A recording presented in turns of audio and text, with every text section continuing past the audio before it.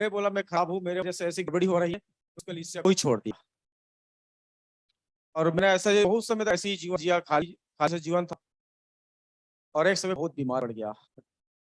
बीमार पड़ने के बाद में मैंने लोगों से पास्टर थे उनको बुलाया कि मेरे लिए प्रार्थना करो, मेरे पास पैसा की इलाज नहीं है। फिर परमेश्वर का, जब मेरी बहन थी उस समय, बड़ी वाली बहन, उस समय बोला मेरे को बाइबिल चाहिए, अब मैं मरने वाला हूँ, वही मुझे परमेश्वर बचा सकते हैं। तो मुझे पुराने नियम से एक वचन मिला कि मैं तुम्हारा चंगा करने वाला परमेश्वर यहोवा हूँ। उस बात को मेरे मन में घर कर गया। और एक बात ऐसा था कि आदमी जब बीमार पड़ जाता है तो अपनी आत्मा से संभलता है, ये बात मेरे अंदर दिल में बैठ गया। और मैं उस डॉक्टर को बोला कि नहीं, कैसे हुआ, मैं अब ठीक हो जाऊंगा। और मैंने बहुत दिन से खाना नहीं खाया था, चावल, और चावल मैंने खाया थोड़ा थोड़ा करके, और मैं ठीक हो गया। ठीक होने के बाद मैंने कहा मैं अब शादी करना चाहता हूँ। उम्र अभी बहुत हो चुका था मेरा, 27-28 साल की उम्र थी उस समय। अब मैंने कहा प्रभु मैं अब शादी करना चाहता हूँ। तो मैंने ये बात पढ़ा हुआ था कुरिन्थियों में कि एक विश्वासियों को अविश्वासियों के साथ शादी नहीं करना चाहिए, आसमान जुए में नहीं जूतना चाहिए। बाकी मैं उस समय इसके अर्थ को नहीं जानता था। तो फिर मैंने शादी का प्रस्ताव रखा, मेरी पत्नी आई हुई है उनसे। मैंने उससे कुछ नहीं कहा, फोन पे लगाया, मेरी बहन बोली ठीक है मैं शादी करना चाहता हूँ आपसे। मैं बोला, तो वो बोले ठीक है आप अपने आ जाओ, मेरे मम्मी पापा से बात करो बोल के। और मैं उसके मम्मी पापा के पास गया, और फिर मैंने उनसे शादी की बात किया। और फिर बोले हाँ ठीक है हम शादी करके देंगे बोले। फिर उनके साथ मेरी शादी हो गई। और शादी होने के बाद भी मतलब मेरा जो जीवन था वो अच्छा नहीं था। प्रार्थना भी कर रहा हूँ, चर्च भी जा रहा हूँ, और लोगों को प्रचार कर रहा हूँ, फिर भी मेरा जीवन सही से नहीं था। मेरी बीवी भी बोलती थी कि तुम अभी भी मतलब अपने आप को दिखावा कर रहे हो। मेरे को अच्छा, जब भी वो बोलती थी मेरे को थोड़ा अच्छा से महसूस नहीं होता था, खराब महसूस होता।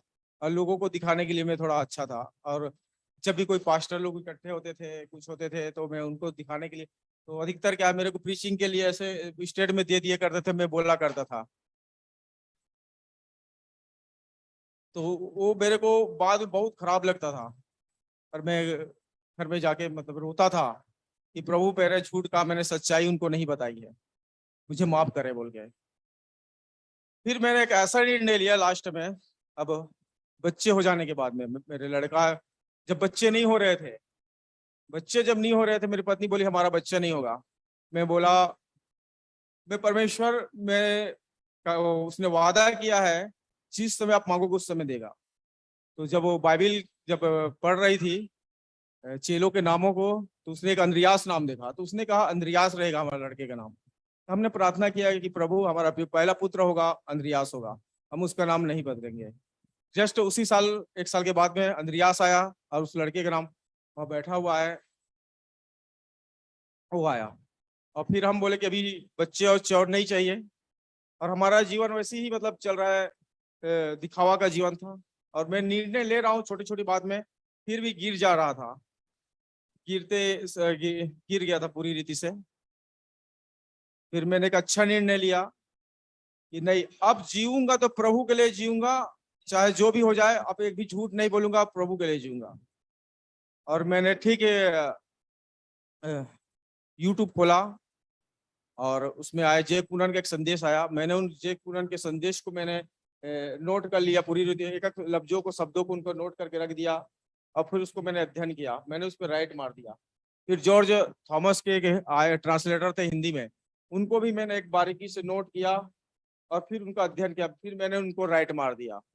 एक सामुएल थे, उसी में उनका ट्रांसलेट आता था, उनको भी मैंने बारीकी से देखा, उनको भी राइट मार दिया। राइट मारने के बाद कहा प्रभु आप जो चाहते थे वो मिल चुका है, मैं उन लोगों से संपर्क करना चाहता हूँ, अब मुझे आगे क्या करना है। तो उसने मुझे फिर मैंने नंबर खोजा जॉर्ज भाई का, फेसबुक से मिला, मैं इनको लगाया। जो एक बात मेरे को, ये बात जो कहा गया मेरे को, जो पहला शब्द फोन में कहे मेरे, कि ऐसा शब्द बोले ये, हम ये छोटा सा जीवन है, हमें इसमें ढोंगी का जीवन नहीं जीना चाहिए, ये ढोंगीपन जी के कोई फायदा नहीं है, छोटा सा जीवन है। और यही जीवन मेरे में चल रहा था। ये इनकी बात सुनते ही मैं पूरी तरह से पिघल गया। इनकी जो बात थी, परमेश्वर की बात की, जिस परमेश्वर बात करता है, मुझे पहली बार ऐसा लगा कि परमेश्वर मुझसे बात कर रहे हैं। बोला अपने ढोंगी का जीवन नहीं जीऊंगा। उस समय मैंने एक निर्णय लिया और उस समय से अभी तक मैंने कहीं किसी को ना धोखा देने का निर्णय लिया, ना झूठ बोलने के, किसी भी प्रकार में पूरी विश्वासयोग्यता के साथ इस समय मैंने प्रभु को बोला अब मैं आपके पीछे चलूंगा।